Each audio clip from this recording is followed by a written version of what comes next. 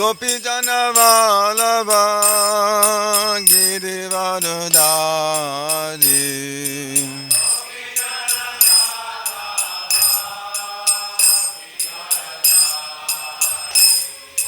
Gopi Jana Vallabha Girivardhari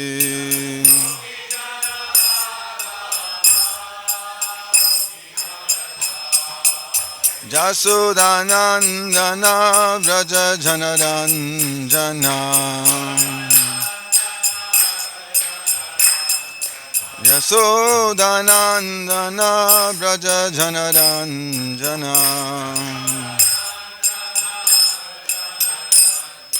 Jamunatira Vanachari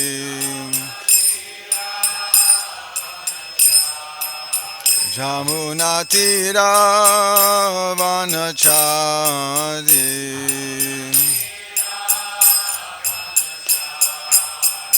Jaya Radha Madhava Kunja Vihari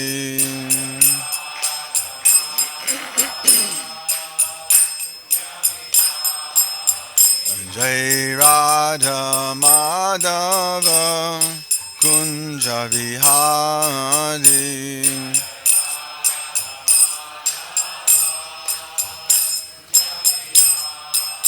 Jai Radha Madhava Kunja Vihari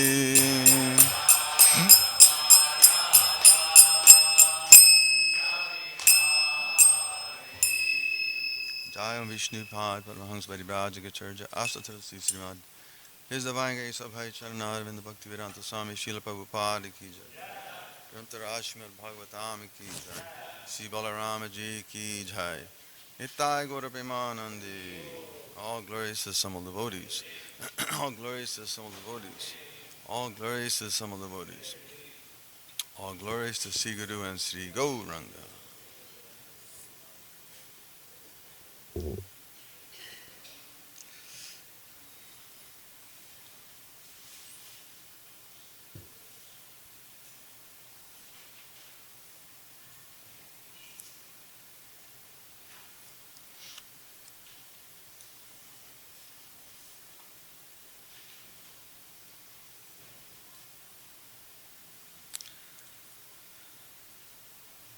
So I think everyone knows this little short song, and we'll sing it, and please repeat. Krishna, Krishna, Krishna, Krishna, Krishna, Krishna, Krishna, Hey.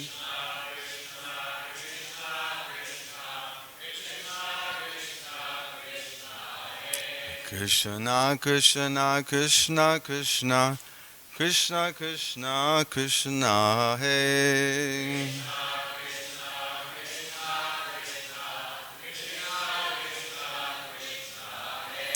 Krishna, Krishna, Krishna, Krishna, Krishna, Krishna, Rakshamam.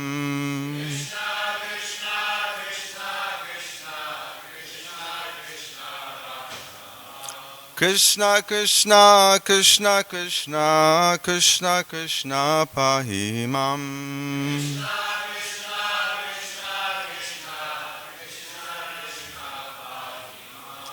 Rama Raghava, Rama Raghava, Rama Raghava, Rakshamam.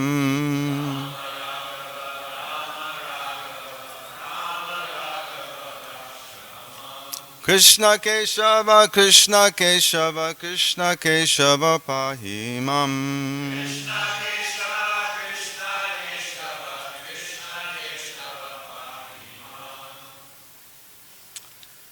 That is the introduction to the Krishna book, because today we wanted to read a few things from the Krishna book in regards to Lord Balaram.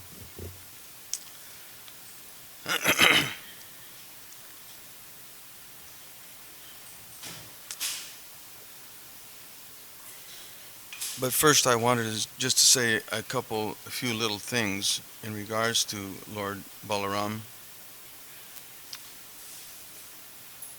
as the Bhagavatam explains, that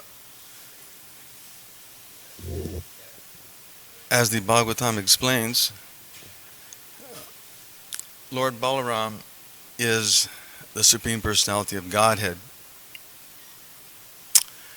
And although Krishna is the chief hero, he expands for the purpose of pastime into various forms, but principally this form of Sankarshan. And in this form of Sankarshan, was non different than Balaram, all of the incarnations are contained. So Krishna likes to enjoy loving transcendental pastimes, just as we have experience in this world. We all want to engage in some sort of pastime, some activity. It's not that we just go off into some unknown place, hidden place, and stay there.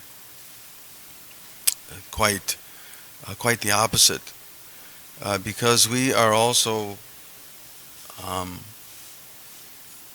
pleasure seeking, that original pleasure seeker is the Supreme Personality of Godhead, Krishna.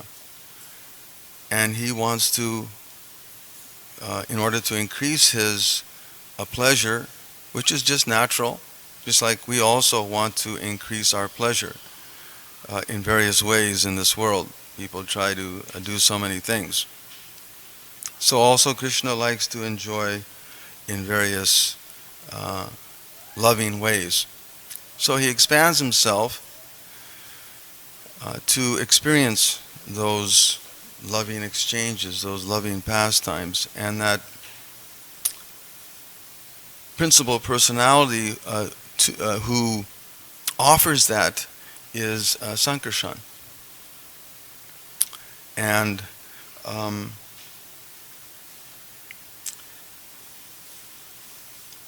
in this particular case, we're reading about Lord Balaram.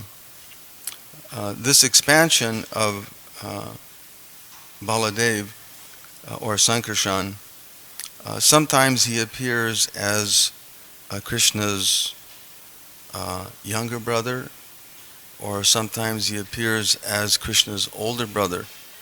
But he's always there. Whenever Krishna appears, his associates, his incarnations, his expansions also are there. So in this case, we're reading about Lord Balaram, who appeared as the older brother of the Lord. And although he was born of Devaki, he was transferred into the womb of Rohini. Now Rohini is also one of the wives of Vasudeva. And although she was in Nandagram, she was under the care of Nanda Maharaj.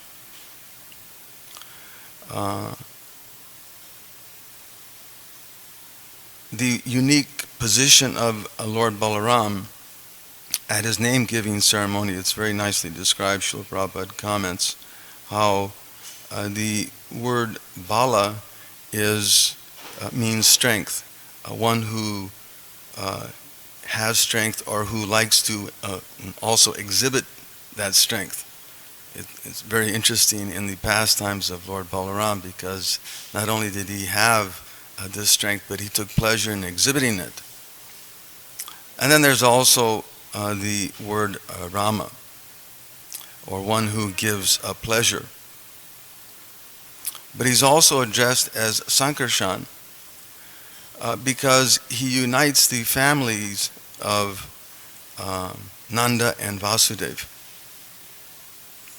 Nanda Maharaj and Vasudeva had the same forefather. So, for the purpose of pastime again, the Lord appeared in this wonderful form. The Lord expanded himself in this beautiful form of Balaram, and his purpose was manifold.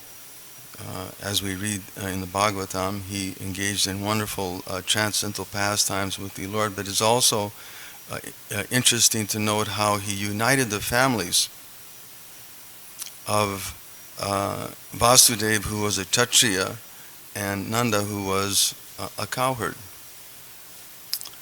or Vaishya. So for that reason, he gets this wonderful name of Sankarshan. So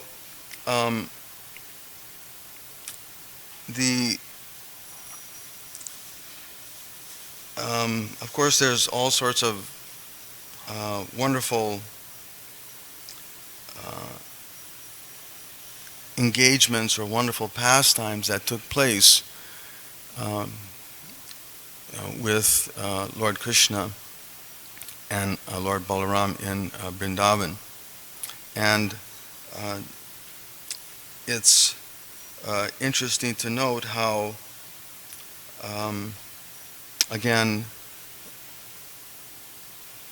the Lord Krishna was a cowherd, whereas Lord Balaram was considered a plowboy.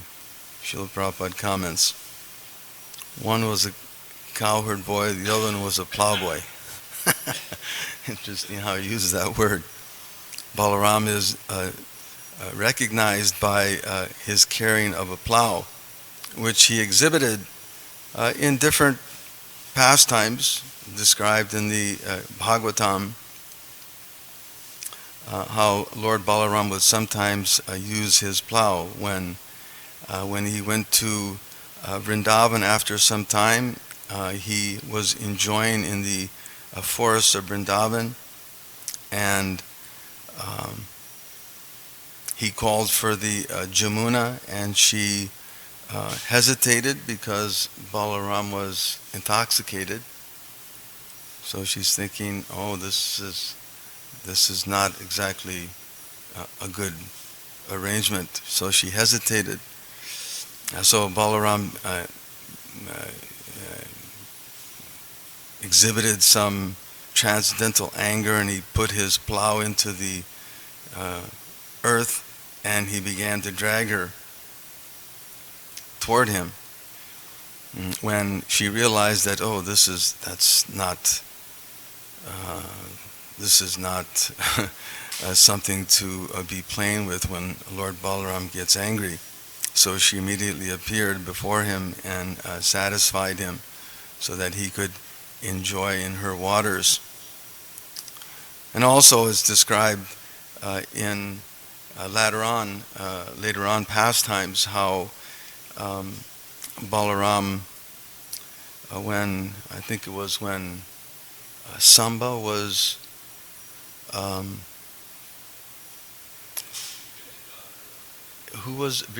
what was Lakshmana?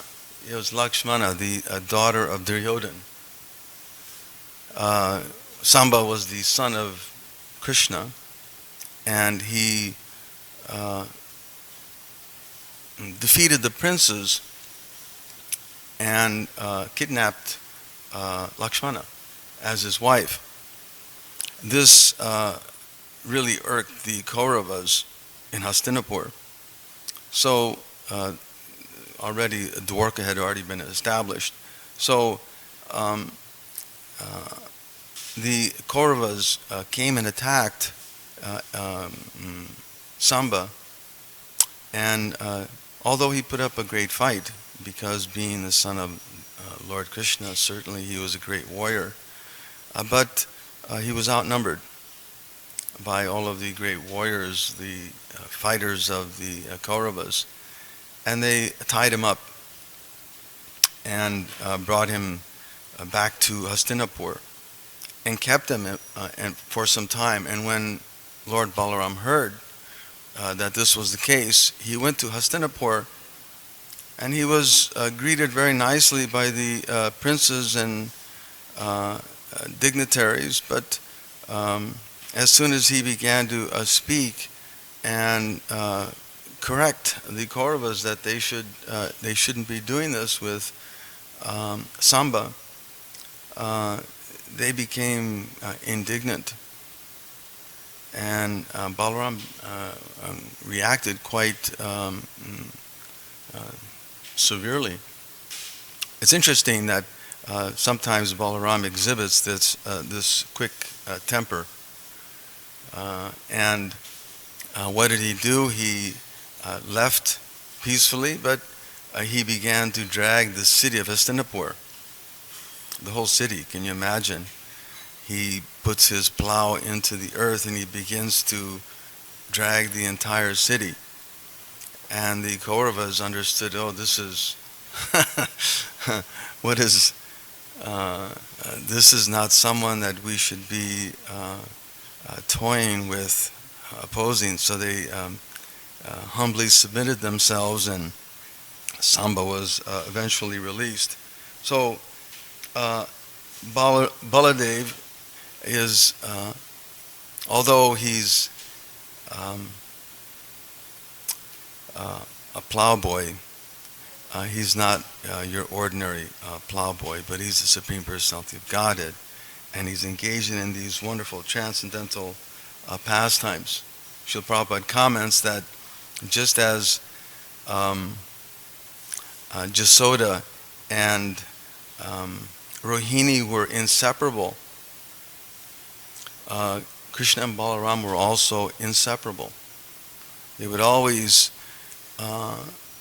play together and engage in all sorts of wonderful pastimes as described in the Krishna book. There's so many wonderful transcendental pastimes in which they would sometimes, as small children, they would catch the calves and pull their tails and be dragged through the dust, or they would be caught stealing yogurt,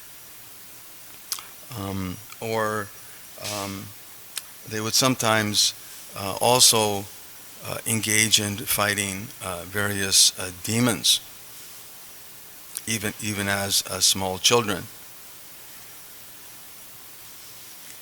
And particularly Balaram would, as we mentioned, like to exhibit his strength.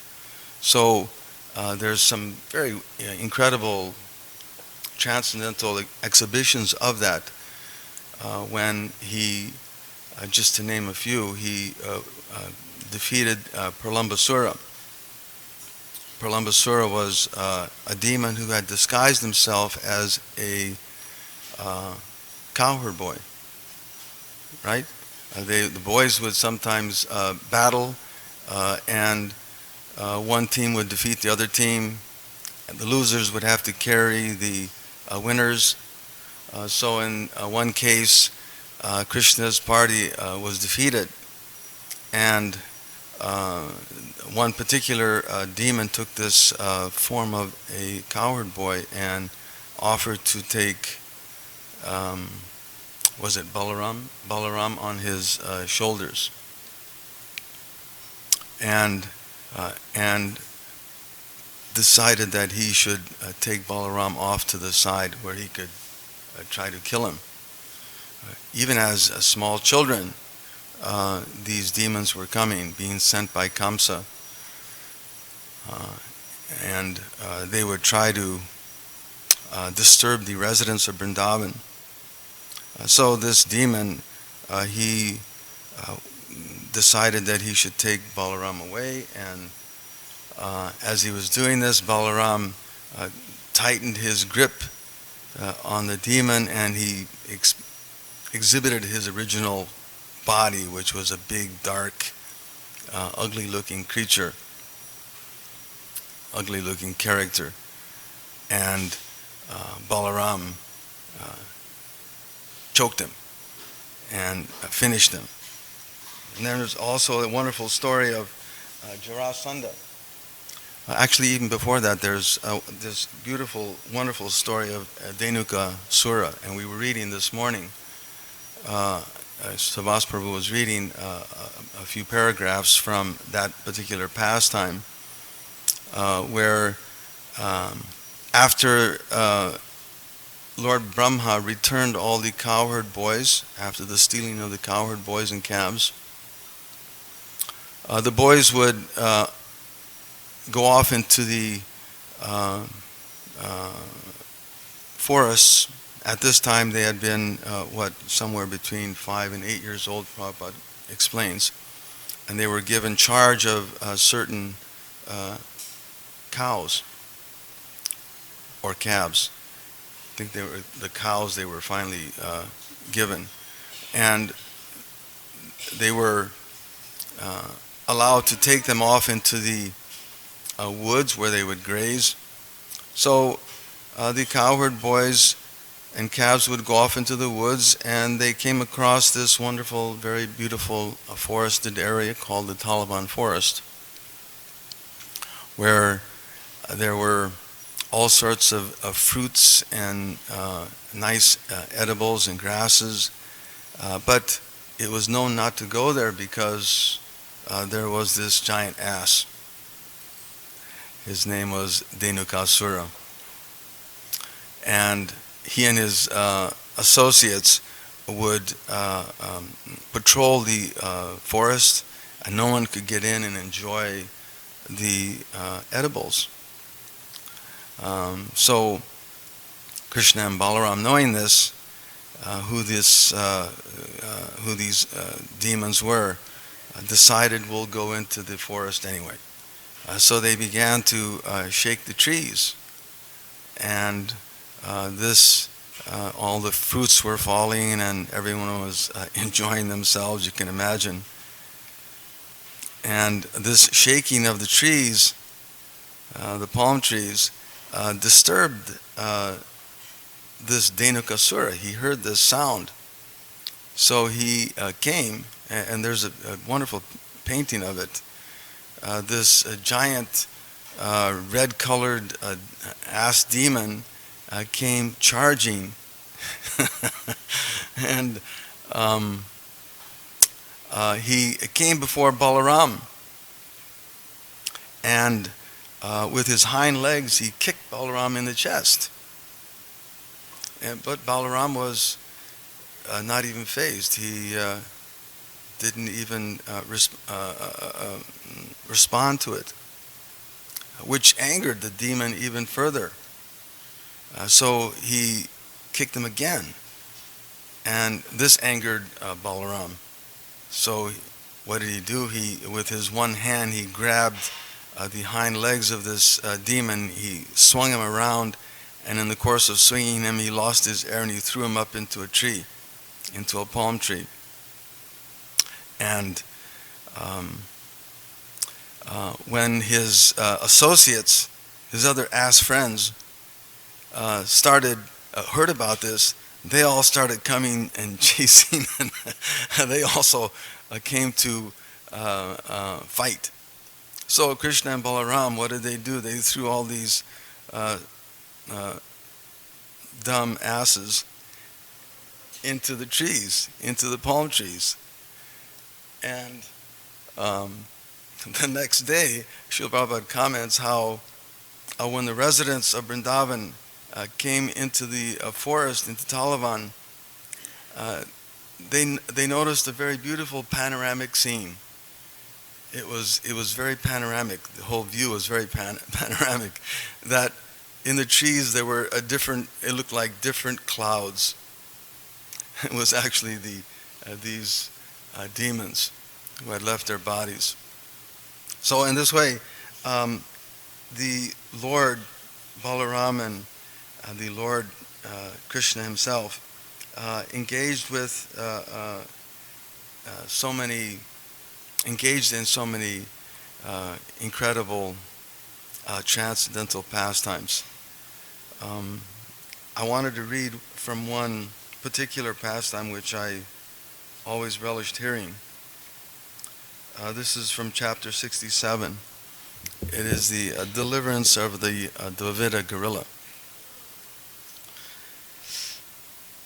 While Shukadeva Goswami continued to speak on the transcendental pastimes and characteristics of Lord Krishna, King Parikshit, upon hearing him, became more and more enthusiastic and wanted to hear further. Shukadeva Goswami next narrated the story of Dvavida, the gorilla who was killed by Lord Balaram. This gorilla was a great friend of Bhaumasura, or Narakasura, who was killed by Krishna in connection with his kidnapping 16,000 princesses from all over the world. Dvavida was the minister of King Sugriva. His brother Minda was also a very powerful gorilla king. When Dvavida gorilla heard the story of his friend Bhaumasura's being killed by Lord Krishna, he planned to create mischief throughout the country in order to avenge the death of Bhaumasura. His first business was to set fires in villages, towns, and industrial and mining places, as well as its residential quarters of the mercantile men who were busy dairy farming and protecting cows. Sometimes he would uproot a big mountain and tear it to pieces. In this way he created great disturbances all over the country, especially in the province of Katwar. The city of Dwarka was situated in this Katwar province, and because Lord Krishna used to live in this city, Dvavida specifically made it his target of disturbance. Dvavida was as powerful as 10,000 elephants. Sometimes he would go to the seashore, and with his powerful hands he would create so much disturbance in the sea that he would flood the neighboring cities and villages. Often he would go to the hermitages of great saintly persons and sages and cause a great disturbance by smashing their beautiful gardens and orchards. Not only did he create a disturbance in that way, but sometimes he would pass urine and stool on their sacred sacrificial arenas. He would thus pollute the whole atmosphere. He also kidnapped both men and women, taking them away from their residential places to the caves of the mountains. After putting them within the caves, he would close the entrances with large chunks of stone, like the bringa insect, which arrests and carries away many flies and other insects and puts them within the holes of the trees where it lives. Thus, Dvavida regularly defied the law and order of the country. Not only that, but he would sometimes pollute the female members of many aristocratic families by forcibly raping them. While creating such great disturbance all over the country, sometimes he heard very sweet musical sounds from Raivatika mountain, and so he entered that mountainous region. There he saw Lord Balaram in the midst of many beautiful young girls, enjoying their company while singing and dancing. Dvavida became captivated by the beauty of Lord Balaram's body, whose every feature was very beautiful, decorated as he was with a garland of lotus flowers. Similarly, all the young girls present, dressed and garlanded with flowers, exhibited much beauty. Lord Balaram seemed fully intoxicated with drinking the Varuni beverage, and his eyes appeared to be rolling in a drunken state. Lord Balaram appeared just like the king of the elephants in the midst of many she-elephants. This gorilla, by the name Dvavida, could climb up into the trees and sometimes from one branch and sometimes jump from one branch to another. Sometimes he would jerk the branches, creating a particular type of sound, kila kila, so that Lord Balaram was greatly distracted from the pleasing atmosphere. Sometimes Dvivida would come before the women and exhibit different types of caricatures. By nature, young women are apt to enjoy everything with laughter and joking, and when the gorilla came before them, they did not take him seriously, but simply laughed at him. However, the gorilla was so rude that even in the presence of Balaram, he began to show the lower part of his body to the women, and sometimes he would come forward to show his teeth while moving his eyebrows. You can imagine, it's like a cartoon. He disrespected the women, even in the presence of Balaram. Lord Balaram's name suggests not only that he is very powerful, but that he takes pleasure in exhibiting extraordinary strength. So he took a stone and threw it at Dvivida. The gorilla, however, artfully avoided being struck by the stone. In order to insult Balaram, the gorilla took away the earthen pot in which the Varuni was kept. Dvivida, being thus intoxicated with his limited strength, began to tear off all the valuable clothes worn by Balaram and the accompanying young girls. He was so puffed up that he thought Balaram could not do anything to chastise him, and he continued to offend Balaramaji and his companions. When Lord Balaram saw the disturbances created by the gorilla and heard that he had already performed many mischievous activities all over the country, he became very angry and decided to kill him. Immediately he took his club in his hands. The gorilla could understand that now Balaram was going to attack him. To counteract Balaram, he immediately uprooted a big oak tree, and with great force he came and struck Lord Balaram's head. Lord Balaram, however, immediately caught hold of the big tree and remained undisturbed, just like a great mountain. To retaliate, he took his club called Sunanda and hit the gorilla with it, severely injuring his head. Currents of blood flowed from the gorilla's head with great force, but the stream of blood simply enhanced his beauty, like a stream of liquid manganese coming out of a great mountain. The striking of Balaram's club did not even slightly disturb him. On the contrary, he immediately uprooted another big oak tree, and after clipping all of its leaves off, he again struck Balaram's head with it. But Balaram, with the help of his club, tore the tree to pieces. Since the gorilla was very angry, he took another tree in his hands and struck Lord Balaram's body. Again, Lord Balaram tore the tree to pieces, and the fighting continued. Each time the gorilla would bring out a big tree to strike Balaram, Lord Balaram would tear the tree to pieces by the striking of his club, and the gorilla Dvivida would clutch another tree from another direction and again attack. Balaram in the same way. Would attack Balaram in the same way. As a result of this continuing fighting, the forest became treeless. When no more trees were available, Dvivida took help from the hills and threw large pieces of stone, like rainfall, upon the body of Balaram. Lord Balaram, in a great sporting mood, began to smash those big pieces of stone into mere pebbles. The gorilla, being bereft of all trees and stone slabs, now stood before Balaram and waved his strong fists. Then with great force he began to beat Lord Balaram's chest with his fists. This time Lord Balaram became most angry. Since the gorilla was striking him with his hands, Lord Balaram would not strike him back with his own weapons, the club or the plow.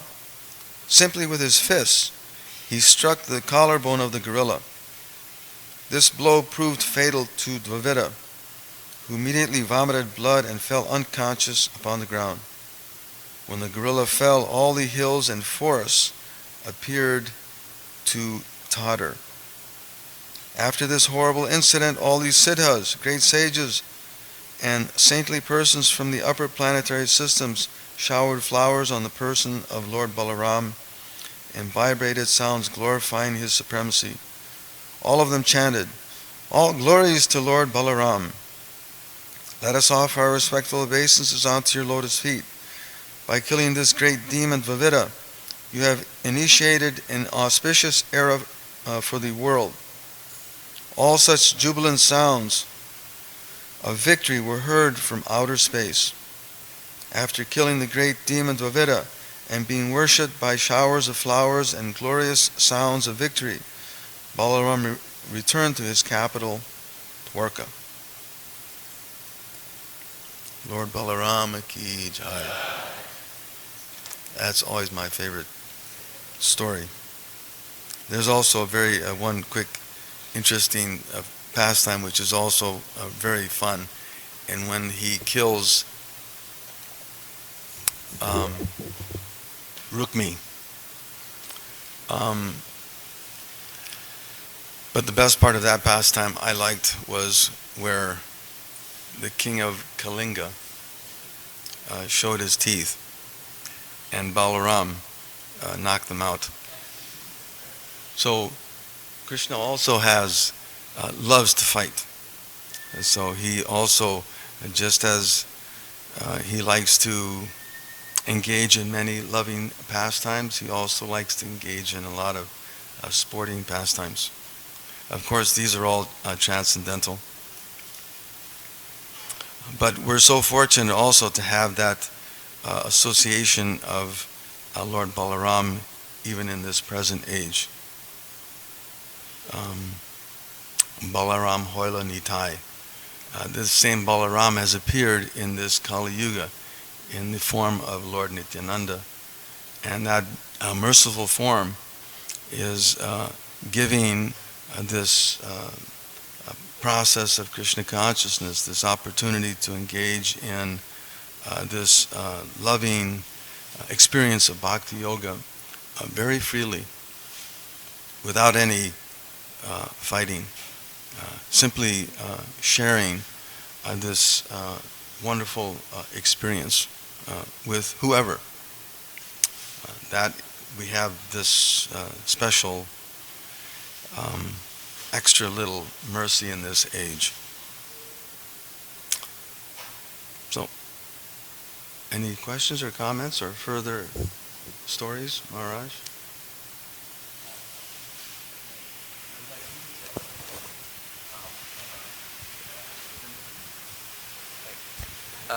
That very wonderful pastime in which,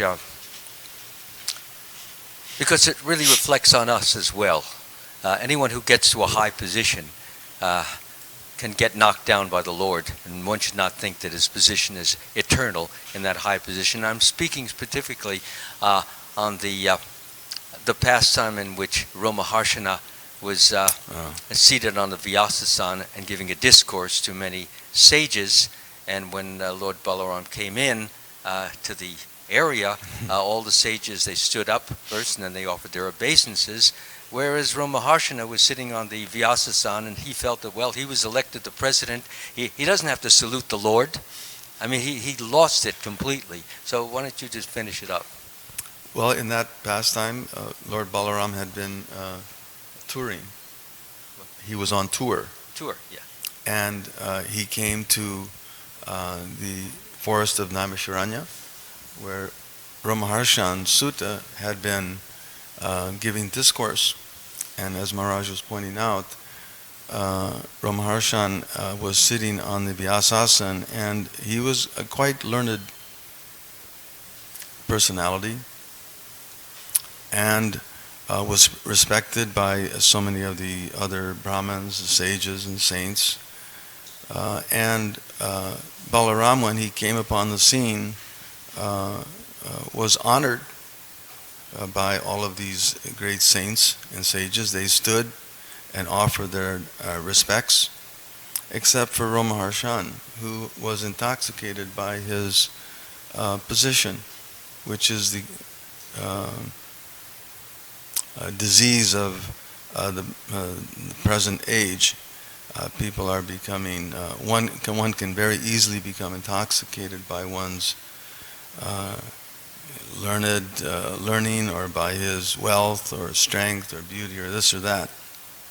So this from Maharshan Sutta, he being intoxicated by his learning, neglected to offer respects to Lord Balaram, and this immediately irritated Lord Balaram.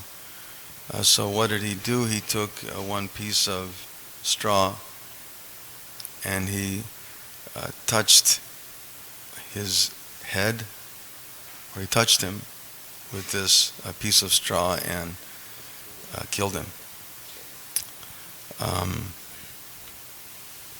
Now there's commentary to that. Prabhupada explains in the commentary to that whole experience, that whole incident, that very point, that one should be very careful about becoming intoxicated by one's position, and to rectify the situation, his son Sutta Goswami was installed by Lord Balaram to sit on the Vyasasana, and then hence we get the second discussion or offering of Srimad Bhagavatam from Sutta Goswami. That's what I understand. Is there more? More? Just one moment. The Sutta Goswami has received that knowledge from Shukdeva Goswami, because he was sitting in that audience when Shukdeva Goswami was giving assistance or help to Pariksit, who had asked, what does a person do when he's about to die?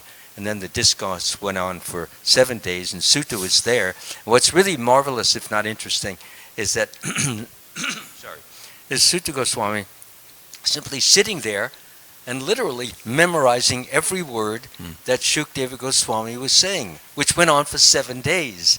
Was it 7 nights also? I'm not sure. It was 7 days and 7 nights. There were the fast. I know that he didn't. But the important thing is that the memory that he had, which could be recapped in this group or this assembly at Naimisaranya, as if Shukdev again was giving it with such crystal clear remembrance. Fantastic.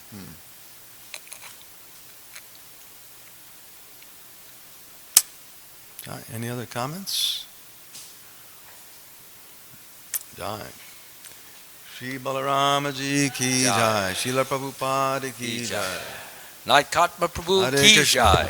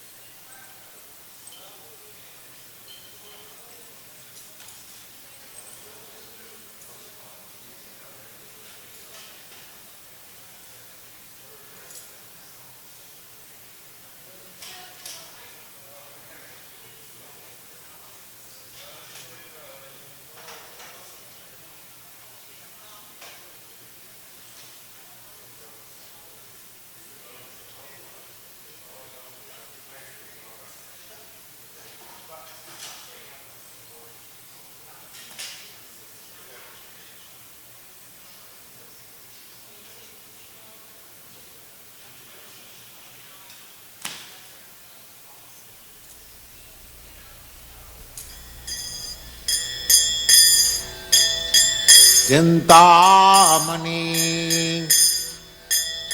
Prakara Sadamasu. Devotees asked me if I had any difficulty in understanding his accent and the way his pronunciation was going. And I said no. In fact, I made a comment that I could detect a slight Scottish accent in some of the words that he was using.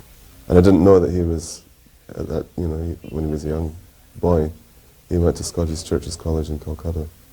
Although later on, when I was able to get his association while massaging him, and Srila Prabhupada was getting to know me, he was asking questions where I was coming from. That's the first thing he asked me, was where I was coming from, and I said, Scotland.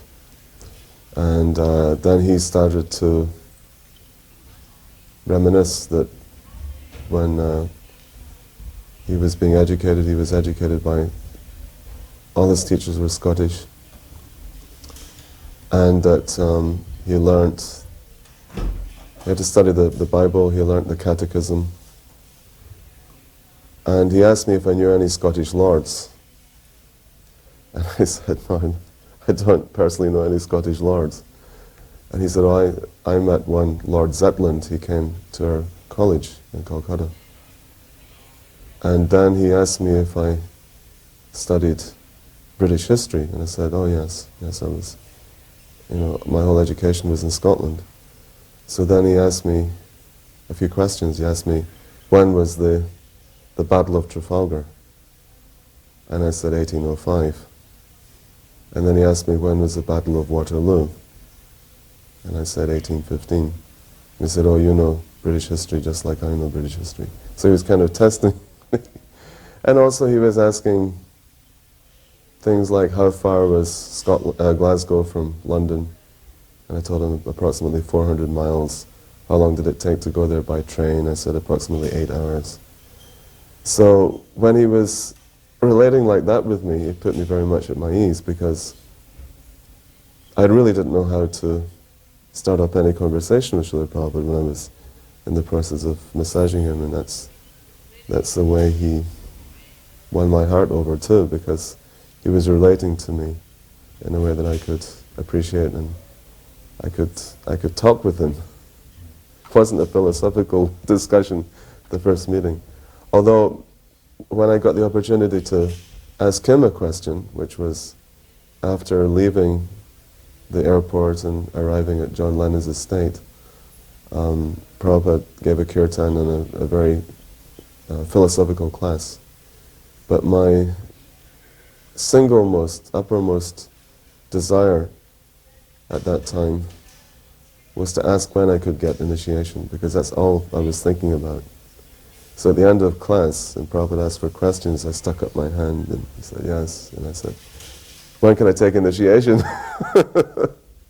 Nothing to do with the class. I mean, it was nothing to do with the class, but Srila Prabhupada said, that is another thing, that we will see. But it was about a week later that Prabhupada actually got round to performing initiation. Well, I remember when I was asked to put the garland on Prabhupada, and I always remember that when Prabhupada came through the doors of the lounge, it was that his smile was like, as I say, oceanic. It was just an oceanic smile. And I could just, straight away, I actually froze, but I remember actually thinking that this person's not in this dimension. Even as I was only young then, I was only just turned 18, but I could tell this person's not in this world, he's not on this planet. And I froze, I couldn't put the garland on Prabhupada. So I was just standing there looking at him, and Prabhupada, of course, was just beaming. And I wasn't the only garland, but devotees were coming up to him, but I just froze. I didn't pay my obeisance to anything, I just froze. And Prabhupada walked straight past me, and I'm standing there with this big garland. And I'm just looking at this person. Then I ran up to Prabhupada and slipped the garland on him. But it was kind of funny because I was obviously the reception committee with the garland, but I actually just froze. I didn't know what to do, And I remember that, particularly Prabhupada's smile just knocked me out. And I remember one thing was that all the devotees were crying practically.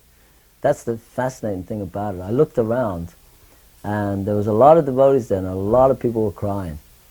And I think that's just made me even more kind of amazed at the potency of this person. You know, that someone could walk through a door and cause everyone to cry. You know, it was just fascinating. I was very struck by the seriousness of Srila Prabhupada. There on the poster there was a poster of Prabhupada in the temple in Manchester, a black and white picture of Prabhupada sitting on his bed in Berry Place, taken by Gurudas. But I used to think, why does he look so serious? Why isn't he laughing like the other gurus do? And then it suddenly hit me that life itself is so serious. And Prabhupada's gravity and the depth of his compassion came across from this picture. When he was once, this was a time before he was at the manor, he was leaving to go to the airport and I was sitting in a van waiting to follow him.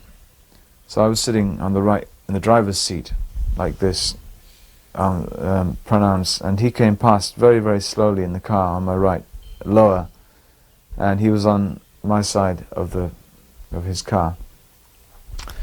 So he went past and he looked up at me like that and returned my gesture like this, which I was astounded by. And then our eyes met, and the car was moving very, very slowly still, but our eyes were actually in contact for about probably about 2 seconds. And that's probably the most memorable experience of my life, that glance that I got, because it seemed as if time stopped. And what I felt was that Prabhupada saw thousands of births. He just looked like it was a timeless experience, and it was like in another dimension. And it felt as if he'd seen thousands of births of nonsense. And not only seeing, but I felt complete acceptance of me with all that nonsense. And then he was gone. But that created an incredible link between me and Prabhupada, which I've never forgotten. I cannot forget it. Whenever there were large morning walks, I got to go anyway in the van, but this one particular morning stands out in my mind very strongly because I think it's probably the first time I ever spoke to His Divine Grace. I was very nervous of Srila Prabhupada. I was a young devotee, and I thought only Americans could speak to him.